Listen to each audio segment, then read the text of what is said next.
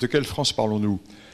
Si nous parlons de la France, de ce grand courant socialiste qui est au pouvoir depuis un certain temps, avec toutes ces élites qui sont acquises comment dirais-je, aux idées à la mode, nous sommes en présence de la tradition de gens qui ont milité aux côtés des Algériens pendant la guerre d'indépendance algérienne.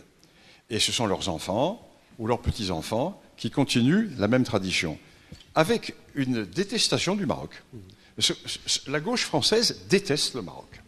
Alors, il y a eu, heureusement, à l'époque de François Mitterrand, il y a eu une chance inouïe, c'est qu'il avait un de ses principaux conseillers, qui était un homme remarquable, qui était François de Grossouvre, et qui, lui, avait de très bonnes relations avec le Maroc, et qui arrangeait un peu les angles chaque fois que Madame Mitterrand avait une déclaration un petit peu outrancière vis-à-vis du Maroc et au profit du Polisario.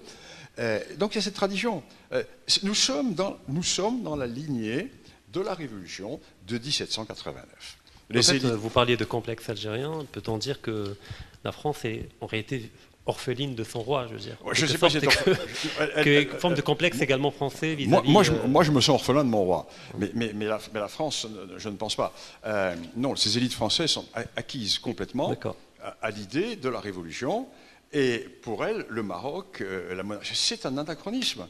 C'est un anachronisme. Et vous avez donc, grosso modo, ces clivages, je ne veux plus dire grand-chose, mais grosso modo, la droite française est plutôt favorable, sympathique au Maroc, et la gauche française est anti-marocaine. Vous avez ce courant qui est très clair, et qui est un courant qui est hérité de la période de la guerre d'Algérie. Ça, c'est important en France. Mais avec Macron, concrètement, et la presse française.